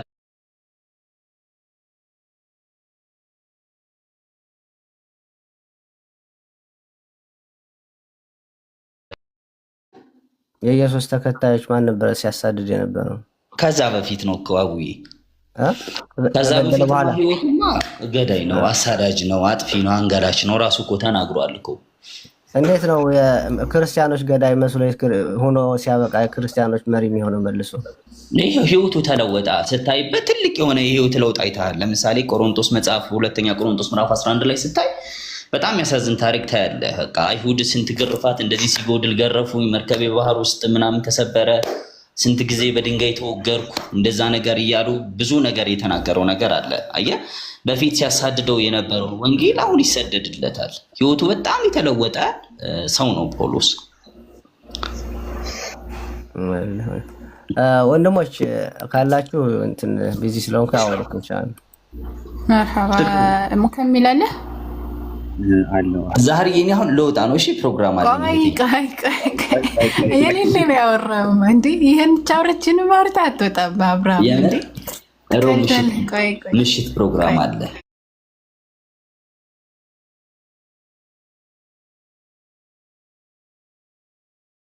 ንጉሱ ሲመጣ ብሎ ምናምን ያወራ የነበረው ስለራሱ ነው። መጀመሪያ ያንን ንጉሱ ምሳሌ አድርጎ የተናገረው ከላይ ልክ እንደዛ እንደሰራው ኢየሱስ ክርስቶስም እሱ እንደሚሰራ ነው። ወደ መጨረሻው ዘመን ሲመጣ የሚያደርገውን ድርጊት ያሳረደበትን ቦታ ኢየሱስ አንድ ቦታ ምሳሌ ኢየሱስ ክርስቶስም አሁን አይደለም እኮ እዚህ ላይ ምድር ላይ ሳለ ሳይሆን ወደፊት ሲመጣ ወይም ደግሞ እናንተ ሊነጥቅ እናንተ እንደምትሉት ፕሮቴስታንት እንደምትሉት ሊነጥቅ ሲመጣ ወይም ደግሞ ኦርቶዶክሶች እንደሚሉት ሊነግስ ሲመጣ ማን ነው የሚባለው በዳዊት ቤት ለዘላለም ይነግሳን ተብሏል። ስለዚህ ሊነግስ ሲመጣ የዚያኔ በሱ የማያምኑትን ጠላቶችን ወደዛ አዛን እያደረገ ነው። አይ ችግር የለውም አንተ ይሄኛው ችግር አለው። ታይ አይወራ አንቺ አይወራ እኮ ያሳርዳቸው ነው ያሳርዳቸው ማለት ስልኬ ነው ወደፊት ማለት ምንድነው ምሳሌ ያደረገው ምን ነው ምሳሌ አድርጎ ያወራው ምን ነው? አንደኛ ዘጋባት ጨቃል የምትይው ነገር የተሰጠኝን ተልእኮና የተሰጠኝን ዓላማ በተሰጠኝ መክሊት ላይ መስራት እንዳለብኝ ነው የሚነግረኝ መጽሐፍ። አይደለም ሰውየው መጀመሪያ ከላይ ያለው እንትን አለ እንትኖቹን ያርድ ነበር አይደለ? ንጉሱ ባሪያዎቹን ያርድ ነበር። አያርድም ንጉሱ ባሮችን ያርድ ነበር እንጂ ወደዚህ ወረዷቸው ይጣላቸው ነበር፣ ያሰቃይ ነበረ። ያርዳቸው ነበረ። ልክ እንደዛ እንደሚያርዳቸው ኢየሱስ ክርስቶስም ወደፊት መጥቶ ያሳርዳል ከሚል ቀጥላ እንደሻ አዛን እስከሚጨርስ ዛሬ የምር ለውጣ ነው። ሰዓቴ በጣም ሄዶብኛል። እሺ ሙከሚል ይቅርታ ጋር አይደለም ተረድማ ፕሮግራሚንግ ሰዓቴን በጣም ይዤ እየሄድኩ ነው። እሺ አይፈጣለ ግን መጀመሪያ ያነሳቸው ነገራቶች ራሳቸው ስለ ጀሃነም የተወራው ራሱ በክርስትና አስተምህሮ ሰዎች ከእሳት ማን ነበር ከሰይጣን ጋር አይደል እንደሚቀጡት አብርሺ እኮ ነው። አሁን ምን ታምናለህ ካልከኝ የሆነም ሰዓት ልትወስድብኝ ነው። በክርስቶስ ኢየሱስ ያላመኑ ዳግም ያልተወለዱ ሰዎች ሁሉ ለዘላለም ይሰቃያሉ። እሱን እኔ አሁን ብዙ ሙቀት የለኝም። መጨረሻ ነው ከዲያብሎስ ጋር አይደል? እኔ አላውቅም። እሱ ይላል መጽሐፍ ቅዱስ ለምሳሌ ማቴዎስ ወንጌል ምዕራፍ 25 አንቀጽ 41 ላይ በዚያም ጊዜ አለ በግራ ያሉትን ደግሞ ይላቸዋል አለ። ምን ይላቸዋል? እናንተ እርጉማን ተመልከቱ። ምን ይላቸዋል? እናንተ እርጉማን ለሰይጣንና ለመላእክቱ ወደ ተዘጋጀው ወደ ዘላለም እሳት ከእኔ ሂዱ ይላቸዋል አለ። ለማለት ወደ ተዘጋጀው ገብቶኛል እኮ እኔ ብዙ ሙቀቱም እኮ ስለሌለኝ ነው። አሁን እንደዚህ እንደዛ ነው ማለት እኔ አልደፍርም። ቃሉን በደንብ መፍታት እኔ አልፈልግም። አሁን እኮ ኡስታዝ ሲመልስልህ ሰዎቹም ሰይጣንም ይቀጣል ጀሃነም ላይ ሲባል እንዴት ሁለቱም እንዴት ይቀጣሉ የሚል ነገር ሊቀበለው አልችልም አይነት ነገር ነው የተናገርከው። እና ሰዎች ይቀጣሉ። በዛ ቦታ ላይ ደረጃቸው ሊለያይ ይችላል በኃጢአታቸው ምክንያት ማለት ነው። እና ለምሳሌ ሙናፊቅ የሚባሉት ለፊት ድርክ አስፈል ይላል። በጣም የጀሃነም አዘቅት ይሄ ታችኛው ፓርት ላይ ነው የሚቀጡት ይላል። እና ደረጃ አለው ጀሃነም። እና ግን ሰይጣንም ከሃዲ ሰይጣናት ነው ከሃዲ ጂኖች እና ሰዎችም ከካዱ ጀሃነም ላይ ይቀጣሉ። ከዛ በኋላ እሱ ኡስታዝ የመለሰልህ ጥያቄ ምን ነበረ? ሱረቱን ኒሳ ላይ ምዕራፍ 4 አንቀጽ 48 ላይ ያለውን ነው ሲነገረኝ ነበረው። ምን ይላል ማለት በአላህ ላይ አላህ በእርሱ ላይ ማጋራትን ፈጽሞ አይምርም አለ። አንድ ሰው በአላህ ላይ ያሻረከ ሽርክ የሰራ በእሱ ላይ ሌላን አካላትን እያጋራ እያመለከ ከሞተ ንስሐ ሳይገባ ከሞተ እሱ ምህረት የለውም ራሱ ማለት ነው። ወየግፊሩ ማ ዱነ ዛሊከ ሊመን የሻእ አለ። ከዚያ ማለትም ከሽርክ ሌላ ያለውን ወንጀል ግን ኃጢአት ግን ለሚሻው ሰው የሚራራዳ ለሚሻው ሰው ምንም ሳይቀጣው ሂድ ወደ ጀነት ግባ ብሎ ሊያስገባው ይችላል አላህ ከፈለገ ማለት ነው። ከፈለገ ደግሞ የኃጢአቱን ልክ ይቀጣውና ጀሃነም ውስጥ አስገብቶ ይቀጣውና የኃጢአቱን የሰራውና ኃጢአት ልክ ማለት ነው ይቀጣውና ከዛ በኋላ ወደ ጀነት ይመልሰዋል። ረሱል ሰለላሁ ዐለይሂ ወሰለም አይ ቲንክ የት ላይ መሰለ ጀሚዕ ትርሚዚ ላይ ምን አሉ? ረሱል ሰለላሁ ዐለይሂ ወሰለም የኽሩጁ ቀውሙ ሚን ናር ከእሳት ሰዎች ይወጣሉ ሚን አህሊ ተውሂድ የተውሂድ ባልተቤቶች የሆኑ ማለት ነው። ወይድኹሉነ አልጀነት ከዛም በኋላ ደግሞ ወደ ጀነት ይገባሉ አለ። ተቀጥቶ አላህ ሱብሓነሁ ወተዓላ ከዛ መልሶ ወደ ያስገባቸዋል፣ ወደ ጀነት መልሶ ያስገባቸዋል ማለት ነው። የጥፋታቸውን የወንጀላቸውን ልክ ቀጥቶ ማለት ነው። እሺ አመሰግናለሁ ሙክሚልዬ። ያው በአጭር ቃል እኔ ጋር አሁን ብትመጣልኝ ሰዓቴን በጣም ያው ሄዷል። ሰዓት በጣም ወስጃለሁ። ውስጥ ገብቶ ጸሎት አለና እኔ ጋር አሁን ብትመጣልኝ መጽሐፍ ቅዱስ የዘላለም ሕይወት ዋስትና እንዴት እንዳለኝ ሲነግረኝ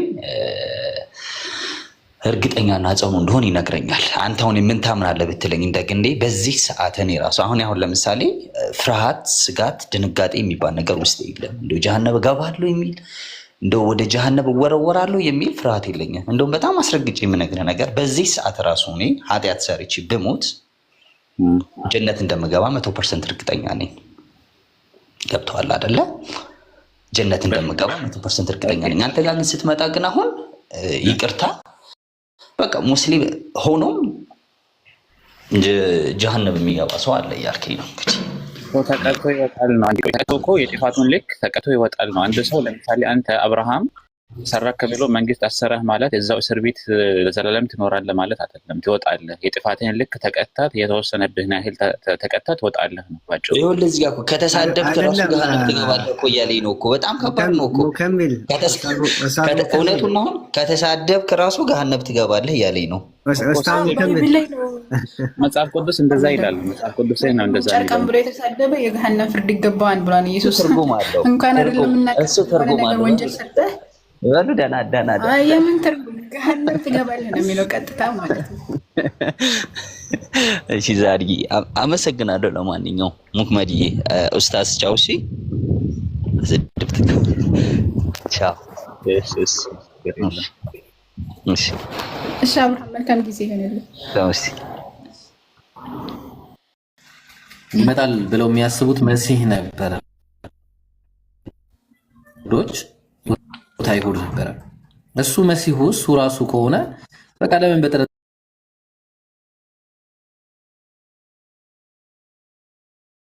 ታቆየናለህ? አንተ ክርስቶስ እንደሆንክ ነገር ክርስቶስ ማለት በግሪክኛ ነው።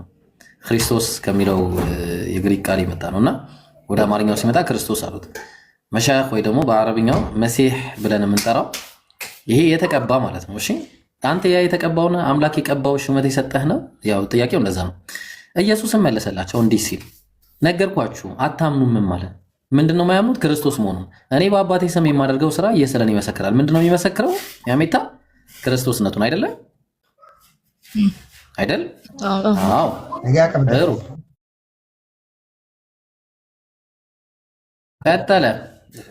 ቀጠለና ምን አለ? እናንተ ግን እንደነገርኳችሁ ከበጎቼ ስላልሆናችሁ አታምኑም። ምንድነው የማያምኑት? ክርስቶስነቱን። ተግባባል? በጎቼ ድምፄን ይሰማሉ፣ እኔም አውቃቸዋለሁ፣ ሊከተሉኝም አላለ። ለምንድነው የሚከተሉት? ክርስቶስ እንደሆኑ ስላመኑበት ክርስቶስ እንደሆነ። ተግባባል? እኔም የዘላለም ሕይወት ሰጣቸዋለሁ አለ። ምንድነው የዘላለም ሕይወት ሰጣቸዋለሁ ማለት? ኢየሱስ ከእግዚአብሔር ትእዛዝን ይቀበልና አንዴ እዛ ላይ ልውሰደሽ እመለሳለሁ እዚህ ላይና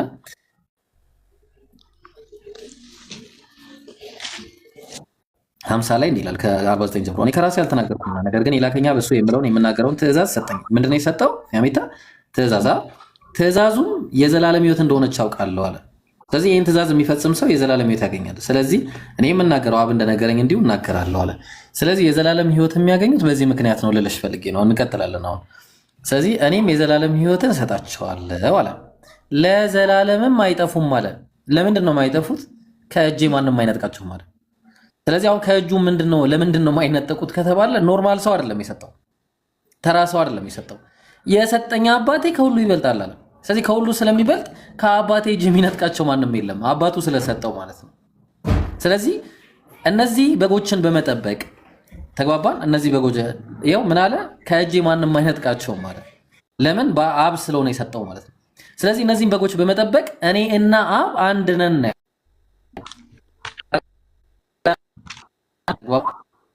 እና ኢየሱስ አንድነታቸው በጎቹ ከዛ ለዛ ነው ቅድም እዚህ ጋር ክርስቶስ እንደሆነ ስለጠየቁት እሱ ክርስቶስ አይደለም ብለው ስለሚያምኑ ኢየሱስን አይሁዳውያን አይሁድም ሊወግሩት ደግሞ ድንጋይ ያነሱ። ለምንድን ነው ያነሱት? አንተ መሲሁ አይደለም ነው በቃ አንተ መሲሁ አይደለም። ኢየሱስ ግን ከአባቴ ብዙ መልካም ስራን አሳየኋችሁ ከነሱ ስለማናቸው ተወግሩኛላችሁ ብሎ መለሰላቸው። አየሽ ብዙ መልካም ስራ በቃ መሲህነቴን እኮ ይመሰክራል ያለ። አይሁድም ስለ መልካም ስራ አንወግርህም ምናልባት ጥያቄ ስለሚሆንብሽ ኢንስታነቢ አሁን አብራርችልሽ ስለ መልካም ስራ አንወግርህም አሉት። ስለ ስድብ አለ። ስድቡ ምንድነው? አንተም ሰው ስትሆን ራስን አምላክ ስለማድረግ ነው ብሎ መለሱለት። አምላክ ማለት ምንድነው? ገና ሊመጣ ነው። ኢየሱስ ይመልስላቸዋል። ነቢያቶች አምላክ ይባላሉ። ለምሳሌ አንድ ጥቅስ ልስጥሽና እዚህ ላይ መልሳለሁ። ዘጸአት 7:1 ላይ ምን ብሎ ይናገራል?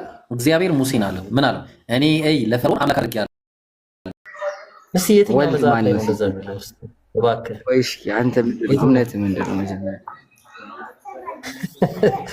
እኛ ሙስሊሞች ነን፣ እኛ ፍጡራን ነን። እሺ ኢየሱስ አምላክ ከሆነ በቃ እሺ፣ አንተ ገና ነህ። ኢየሱስ አምላክ ከሆነ እስቲ አንድ ጥቅስ ስጠን እባክህ። እኛ ጴንጤዎች አይደለንም። እሺ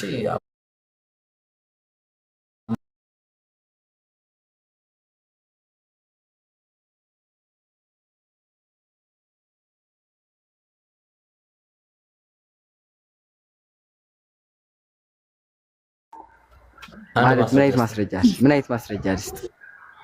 ከመጽሐፍ ነው ኢየሱስ አምላክ ለመሆኑ አንድ ማስረጃ። እሺ አንተ አላህ አምላክ ነው ብለኛል። እስኪ ለሱ ማስረጃ አስተኝ።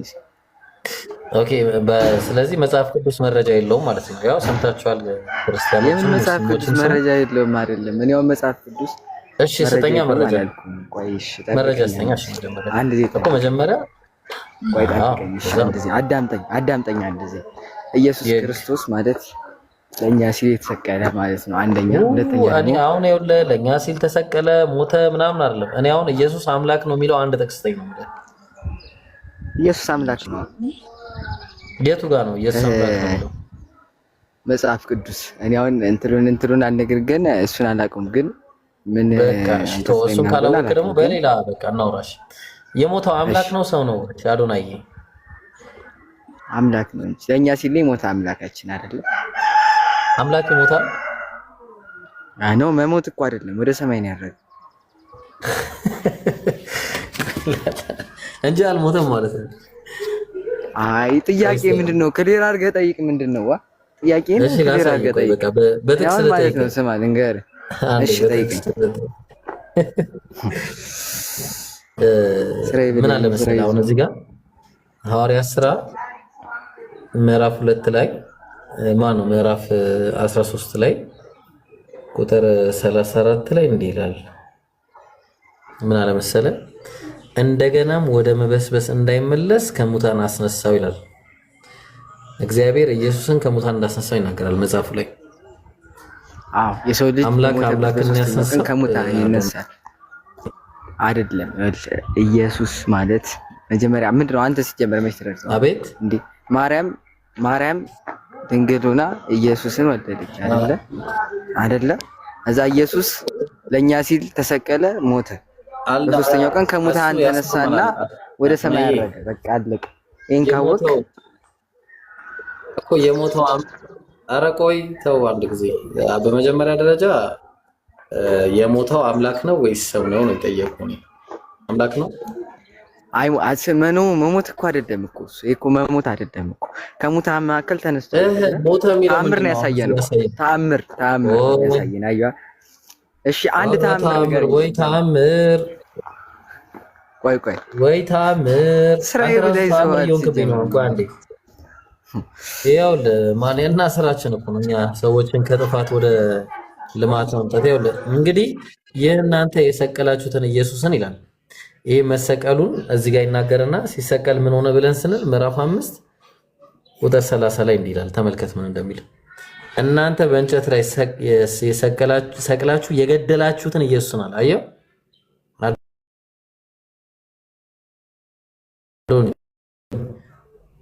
የአባቶቻችን አምላክ ለዚህ ታዲያ ተቀባይ ተሞክሯል። አየው በኋላ እንትን አረግ ብሎ ሳምራን ብሎ እንትን አረግ ይሄ ምን አረዲያ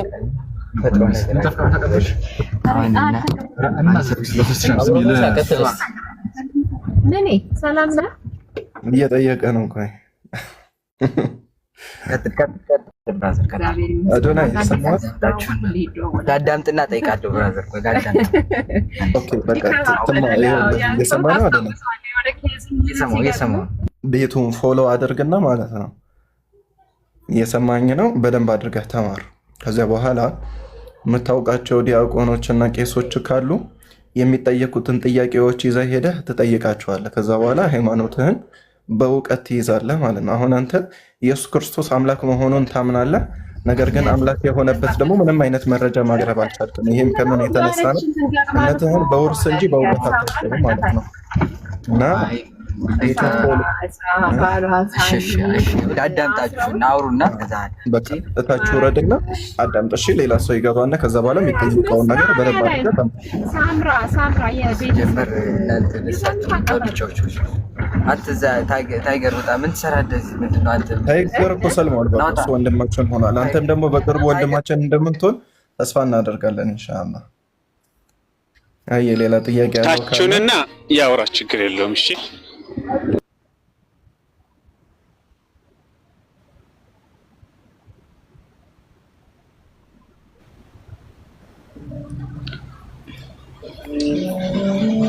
እሺ አቢክስ ነው ምንድነው ከታች ሆነ ከአዳሁን የገባው ወንድም ይሰማል ኤቢኤክስ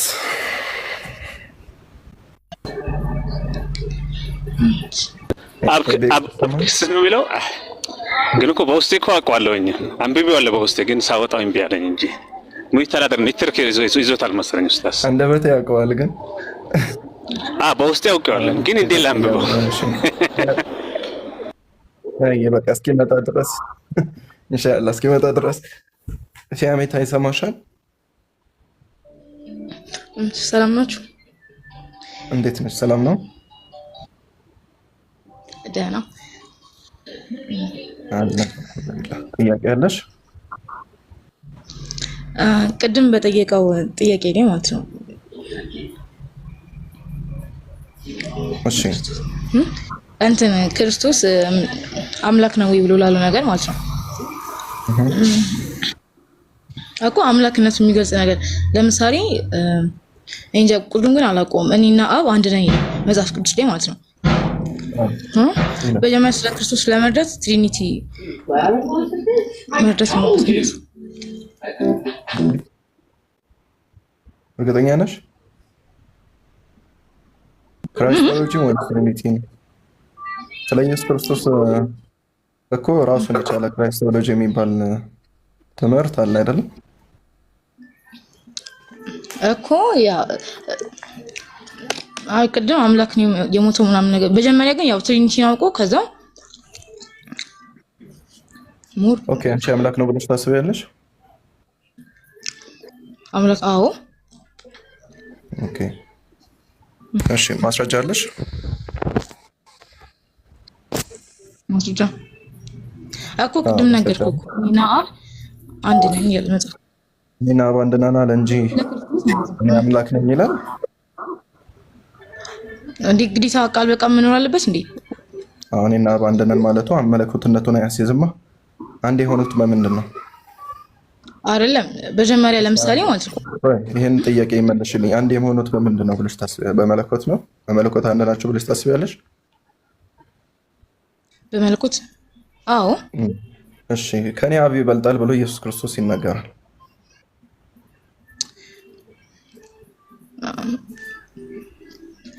አይጋጭም አንድነታቸው የመለኮት ከሆነ ከኔ አብ ይበልጣል ብሎ ሲናገር ኦሬዲ የሚበልጣው አብ እንዳለ እየተናገረ ነው የሚበልጣው አካል እንዳለ እየተናገረ ነው ማለት ነው ስለዚህ አንድ ከሆነ አንድ ነው ማለት ነው እንጂ ያለበት እርስ በርስ እንደሚባላለጡ አይናገርም እኔ ከኔ ከራሴ አንዳች ላደርግ አይቻለኝም ብሎ ይናገራል ኢየሱስ ክርስቶስ ለምሳሌ ከራሱ አንዳች ማድረግ እንደማይችል ነገር ግን አብ በሰጠው ስልጣን እንደሚሰራ ይናገራል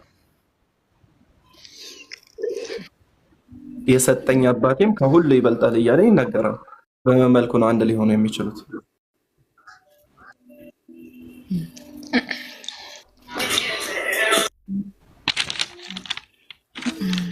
ተረዳችኝ? አዎ ግራ የገባኝ ነገር ቢኖር ነው ይሄ ነው። የሰጠኝ አባቴ ከሁሉ ይበልጣል እያለ አንድ ነን ያለበት ጥቅስ መለኮትነታቸውን በመለኮት አንድ መሆናቸውን ያሳያል ካልሽ፣ እዚህ ጋር ደግሞ የሰጠኝ አባቴ ከሁሉ ይበልጣል እያለ የተሰጠው ነገር እንኳን ሐታ እንደውም ዕብራውያን ላይ ራሱ ከስም ሁሉ የሚበልጥን ስም በወረሰ ጊዜ ይላል። ኢየሱስ ክርስቶስ ከራሱ የነበረው ነገር ምንም የለም። እንኳን ሌላው ይቀርና ኢየሱስ የሚለው ስሙ ራሱ ወርሶት ነው። ከአምላኩ ከጌታ ወርሶት ነው። ከስም ሁሉ የሚበልጥን ስም በወረሰ ጊዜ እያለ ዕብራውያን ላይ ይናገራል። ኢየሱስ ክርስቶስ በሰማይም በምድርም ስልጣን ተሰጠኝ፣ የሰማይና የምድር ሁሉ ስልጣን ተሰጠኝ ይላል። የሰጠውም ደግሞ ራሱ አብ ነው። አብ መሆኑን ደግሞ የሰጠኝ አባቴ ከሁሉ ይበልጣል ብሎ ይናገራል። ለእርሱ ስልጣንን በሰማይም በምድርም የሰጠው አባቱ አብ ነው እንጂ ማንም አይደለም። ስለዚህ ከሱ የሚበልጥ ሌላ አካል ሰጪ አለ። እንደገና ደግሞ ከሱ በታች ያለ ሌላ አካል ተሰጪ አለ። ስለዚህ ሰጪና ተሰጪ እንዴት ነው እኩል ሊሆኑ የሚችሉት? እስኪ አስረጂ።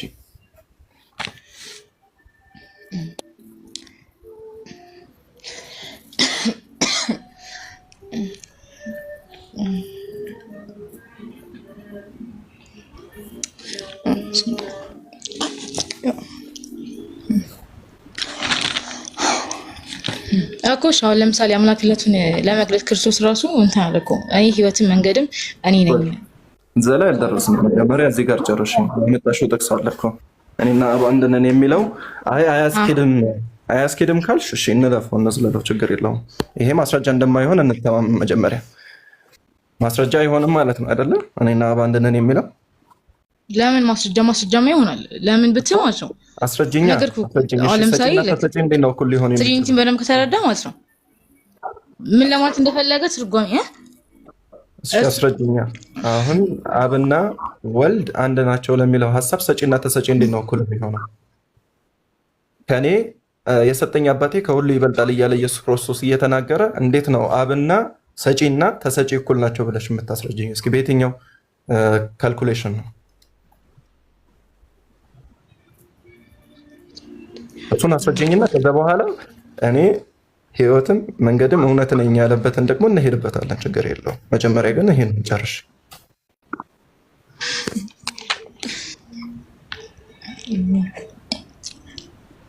አይ ባይ ዘ ዌይ ብዙም አላውቅም፣ ግን ላይክ እኔ ካነበብኩት አንፃር ምናምን ነገር ለምሳሌ እንታገሩት። እሺ አንድ መባሉ እውነት አንቺ እንደምትዩ አንድ መባሉ እውነት አንቺ እንዳልሽው መለኮትነትን ያሳያል ብለሽ የምታስቢ ከሆነ ኢየሱስ ክርስቶስ ምን ይላል መሰለሽ? በእንትን ላይ ዮሐንስ ወንጌል ምዕራፍ 10 ይመስለኛል። ዮሐንስ ወንጌል ምዕራፍ 10 ቁጥር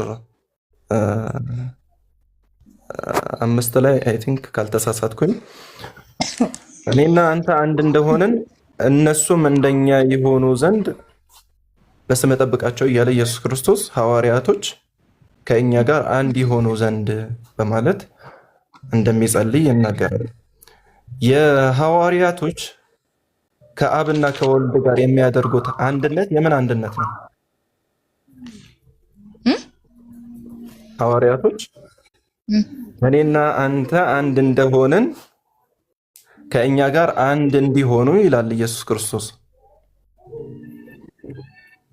የምን አንድነት ነው የሐዋርያቶች አንድነት? እንዴ የምን አንድነት ነው? እሱን እንግዲህ እሺ እንድትመልሽልኝ ነው። ዮሐንስ ወንጌል ምዕራፍ 17 ከቁጥር 22 እስከ 23 ዘንድ እኛም አንድ እንደሆንን አንድ ይሆኑ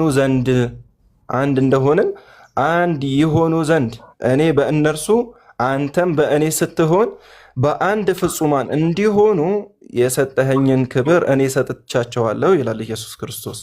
የነሱ ከአብና ከወልድ ጋር አንድነት የምን አንድነት ነው የሚሆነው?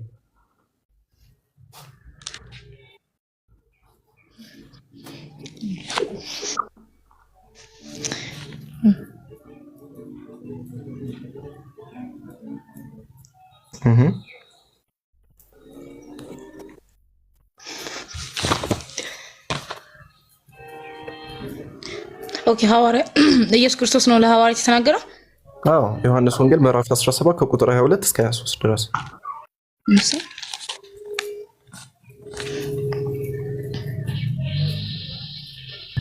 ይቅርታና እንዴ ይሰማል?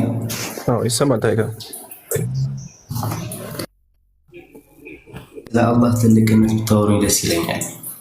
እሺ ኢንሻአላህ። ያው በዚህ ውስጥ ምን አለ የአላህ ሱብሓነሁ ወተዓላን ታላቅነት የሚመሰክር ነገር አለ፣ ብዙ ነገር ማለት ነው። ለምን ኦልሬዲ አሁን ክርስትና ሰማያዊ እምነት ነው፣ ትክክል ነው የሚል ሀሳብ ካለ እዚህ ጋር መጥቶ መሞገት ይቻላል። የትኛው እውነት እንደሆነ የትኛው ውሸት እንደሆነ ደግሞ በግልጽ እያሳየ ነው ያለው ይሄ ፕሮግራም። እኔ የምልህ ግን እንትን አሁን ለምሳሌ ማለት ነው እንትን ላይ ማለት ነው ባይብል ላይ ላይክ እንደዚህ ተነቦ ምናምን ትራንስሌት ላይደረግ ይችላል። ገባ አንዳንድ ቃሎች ምናምን ነገር ለምሳሌ በእናንተ ተፍሲር እንደምትሉት ማለት ነው አይ ቲንክ መሰለኝ እና ዝም ብሎ ይነበባሉ። አሁን ለምሳሌ ላይክ ቅድም የነገርኩህ አይና አብ አንድ ነብዩ ሲናገር ማለት ነው ላይክ ትርጓሜ የሚባል ነገር አለ ላይክ እኛ ያልገባንን በሱ ወይ ማለት ነው። እና መጽሐፍ ቅዱስ ስቲል እንደዚህ መሪ ይነበባሉ። ለምሳሌ ኢኩዌሽን ጠይቅ ለምሳሌ ማለት ነው እሺ ለምሳሌ በቁርአን ላይ አንጃ አይሆን አላውቅም ግን ምንድነው እኛ ጋር ከመምጣትሽ በፊት ግን መጀመሪያ እዛ ጋር እንጨርስ። እሺ እሺ ጠይቅኛ መልስኩልህ መሰለኝ እኮ አልመለሽ። ይሄ ማመልስ አይደለም እኮ የጠየቅሽ እንዴት ነው ሰጪና ተሰጪ እንዴት ነው አንድ የሚሆኑት? እሱ ላይ ነን ያለ ነው። አሁን ኢየሱስ ክርስቶስ ከሁሉ የሰጠኝ አባቴ ከሁሉ ይበልጣል ይላል። ከሁሉ ይበልጣል ሲል እንግዲህ ሁሉ የሚለው ሁሉንም የሚያጠቃልል ከአብ ውጪ ከአባቱ ውጪ ያሉትን በአጠቃላይ ይጠቀልላል፣ ራሱንም ጨምሮ ማለት ነው። ተግባባን አይደለ? ስለዚህ እንዴት ነው አንድ የሚሆኑት? አንድ ሁለተኛ ዮሐንስ ወንጌል ምዕራፍ 17 ቁጥር 22 እስከ 23 ድረስ ባለው ጥቅስ መሰረት እኛ አንድ እንደሆነ እነሱም አንድ እንዲሆኑ እያለ ኢየሱስ ክርስቶስ ለሐዋርያቱ ይጸልያል። ስለዚህ የሐዋርያቶች አንድነት የምን አንድነት ነው? ኦልሬዲ አንቺ አንድ ነን ብሎ የተናገረበት የሆነው አውድ በመለኮት አንድ መሆናቸውን ያሳያል ብለሽ ካልሽ ኢየሱስ ክርስቶስ ከአብ ጋር አንድ እንደሆነው ሁሉ ሐዋርያቶችም አንድ እንዲሆኑ ኢየሱስ ክርስቶስ ሲጸልይ የምን አንድነት ነው ብለሽ ነው የምትፈቺው? ይሄንን አሳይኝ፣ ይሄንን አስረጅኝ።